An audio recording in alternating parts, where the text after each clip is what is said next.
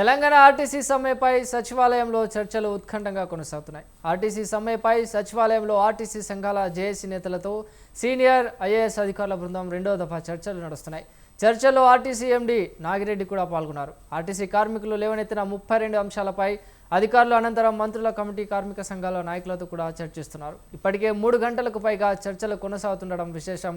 ఆత్మహత్య చేసుకున్న శంకర్ గౌడ్ కుటుంబానికి ఎక్స్ గ్రేషియా పెంపుపై డిమాండ్తో పాటు సమ్మె డిమాండ్లలో ప్రధానమైన ప్రభుత్వంలో ఆర్టీసీ విలీనం, కార్మిక సంఘాల పునరుద్ధరణ, వేతన సవరణలపై ముందుగా ప్రభుత్వం ప్రకటించాలని కార్మిక సంఘ నాయకులు చర్చల్లో పట్టుబట్టారు.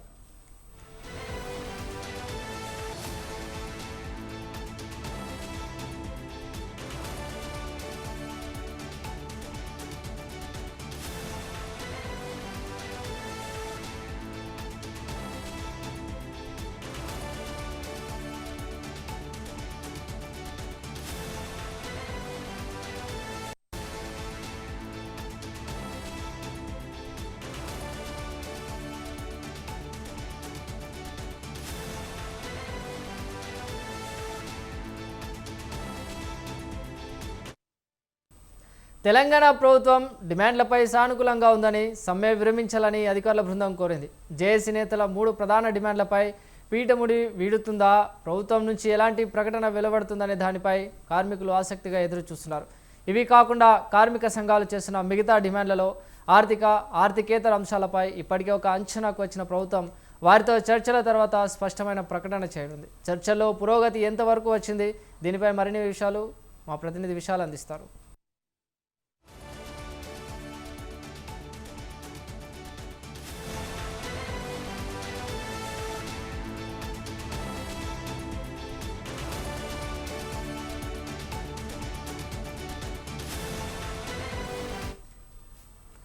తెలంగాణ ఆర్టీసీ సమ్మెపై సచివాలయంలో చర్చలు ఉత్కంఠంగా కొనసాగుతున్నాయి. ఆర్టీసీ సమ్మెపై సచివాలయంలో ఆర్టీసీ సంఘాల జేఏసీ నేతలతో సీనియర్ ఐఏఎస్ అధికారుల బృందం రెండో దఫా చర్చలు నడుస్తున్నాయి. చర్చలో ఆర్టీసీ ఎండీ నాగిరెడ్డి కూడా పాల్గొన్నారు. ఆర్టీసీ కార్మికులు లేవనెత్తిన 32 అంశాలపై అధికారులు అనంతరం మంత్రుల కమిటీ కార్మిక సంఘాల నాయకులతో చర్చిస్తున్నారు. ఇప్పటికే 3 గంటలకు పైగా చర్చలు కొనసాగుతుండడం విశేషం. ఆత్మహత్య చేసుకున్న శంకర్ గౌడ్ కుటుంబానికి ఎక్స్ గ్రేషియా పెంపుపై కూడా డిమాండ్తో పాటు సమ్మె డిమాండ్లలో ప్రధానమైన ప్రభుత్వంలో ఆర్టీసీ విలీనం, కార్మిక సంఘాల పునరుద్ధరణ, వేతన సవరణలపై ముందుగా ప్రభుత్వం ప్రకటించాలని కార్మిక సంఘాల నాయకులు చర్చలు పట్టుబట్టారు. ఇదే అంశంపైన మరింత సమాచారాన్ని లైవ్లో మా ప్రతినిధి అమర్ అందిస్తారు. అమర్, తెలంగాణ సచివాలయంలో ప్రస్తుతం ఆర్టీసీ కార్మికులకు సంబంధించినటువంటి మంత్రులతో చర్చలు కొనసాగిస్తూ ఉన్నారు. ముఖ్యంగా మొదట ఉదయం 12 గంటలకు మొదలైనటువంటి ఈ సమావేశం 2 గంటల పాటు ఆర్టీసీ కార్మికులతో పాటు ప్రభుత్వం ఏర్పాటు చేసినటువంటి సీనియర్ ఐఏఎస్ అధికారుల కమిటీతో చర్చలు జరిగాయి. 2 గంటల పాటు జరిగినటువంటి ఈ చర్చల్లో కీలకమైన వినతులను ఆర్టీసీ కార్మికుల సంఘాల నుంచి కూడా ఉన్నటువంటి ప్రభుత్వ కమిటీ వినింది. అయితే ఆ తర్వాత లంచ్ బ్రేక్ తర్వాత మంత్రులతో సమావేశం కూడా మొదలైంది.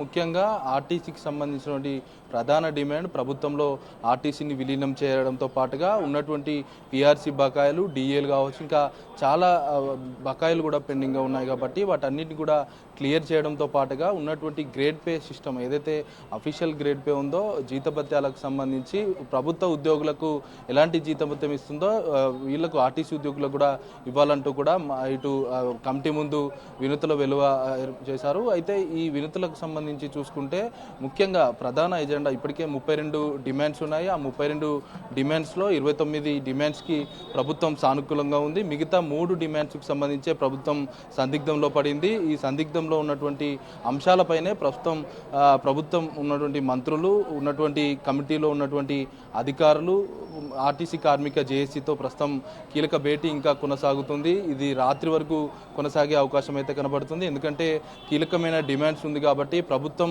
ఆర్థిక వనరులన్నిటి కూడా సేకరించాల్సి ఉంటుంది.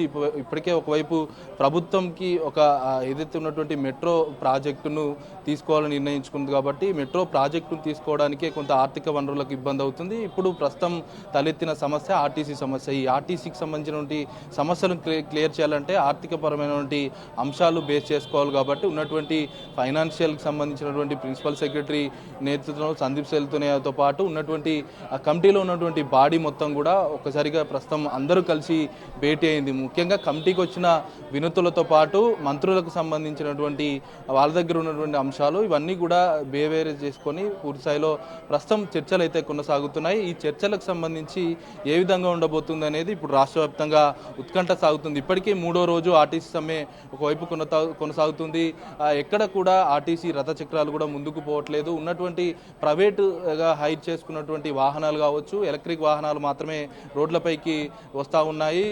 ఉన్నటువంటి డిపోల్లో ఖాళీగా ఉన్నటువంటి బస్సులను నడిపేందుకు రాష్ట్ర యంత్రాంగం ప్రభుత్వం కూడా ఆర్టీసీకి సంబంధించినటువంటి కండక్టర్, బస్ డ్రైవర్ ఉద్యోగాల కోసం ఒకవైపు గ్రౌండ్ లెవెల్లో నోటీసులు కూడా వేస్తూ ఉంది. ఒకవైపు ఆర్టీసీ ప్రభుత్వం సంబంధించి బస్సులను నడపాలని ప్రభుత్వం నిర్ణయించుకుంది, ప్రైవేట్ వ్యక్తులను పెట్టి నడిపించాలని నిర్ణయించుకుంది. కాబట్టి ఇప్పుడు ప్రస్తుతం ప్రభుత్వంతో జరుగుతున్న ఆర్టీసీ కార్మికులకు సంబంధించిన చర్చలు సఫలీకృతం అయితే మాత్రం సమ్మె విరమించి ఆర్టీసీ కార్మికులంతా ఆర్టీసీ బస్సులు నడిపేందుకు సిద్ధమవుతారు. ఒకవేళ చర్చలన్నీ సఫలీకృతం కాకుండా విఫలమైతే మాత్రం సమ్మె యథావిధిగా కొనసాగుతుంది. సమ్మెకి సంబంధించి చూసుకుంటే ఇప్పటికే రాష్ట్ర వ్యాప్తంగా కూడా చాలా డిపోల ముందు ఆందోళన ఒకవైపు కొనసాగుతున్నాయి. ఆందోళనలు కూడా ఉధృతం అవుతుండడంతో ఆర్టీసీకి సంబంధించినటువంటి కార్మికులంతా కూడా ఒకవైపు ఆత్మహత్యలకు పాల్పడుతున్నారు. నర్సంపేటకు చెందినటువంటి శంకర్ గౌడ్ కూడా ఆత్మహత్య చేసుకోవడం, నిన్న రాత్రి సమయాన హైదరాబాద్కు తరలిస్తుండగానే అతను చనిపోయినట్లుగా అధికారులు అయితే నిర్ధారించారు. అయితే శంకర్ గౌడ్ ఉన్నటువంటి ఆత్మహత్య వ్యవహారానికి సంబంధించి అతను చనిపోగా అంత్యక్రియల విషయంలోనూ ప్రస్తుతం వరంగల్ జిల్లాలో, ఉమ్మడి జిల్లాలో ఒకవైపు ఉద్రిక్త పరిస్థితులు ఒకవైపు చోటు చేసుకున్నాయి. ఇవన్నీ కూడా బేవరేజ్ చేసుకుంటారు. ఎందుకంటే ఆర్టీసీకి సంబంధించినటువంటి ప్రధానమైన ఇష్యూ ఉంది. ఆ ఇష్యూను క్లియర్ చేసేందుకు ప్రభుత్వం కూడా సిద్ధంగా ఉందంటూ కూడా మంత్రులు సైతం చెప్తా ఉన్నారు. చర్చలకు సిద్ధం అంటూ కూడా ఆర్టీసీ ట్రాన్స్పోర్ట్ సంబంధించిన మినిస్టర్ మంత్రి పొన్నం ప్రభాకర్ కూడా తెలపడం జరిగింది. ఇప్పుడు ప్రస్తుతం పొన్నం ప్రభాకర్తో చర్చించిన తర్వాతే ఉన్నటువంటి మంత్రులు, డిప్యూటీ సీఎం బట్టి విక్రమార్కతో పాటు మంత్రి అడ్లూరి లక్ష్మణ్, మిగతా మంత్రులు శ్రీధర్ బాబుతో పాటు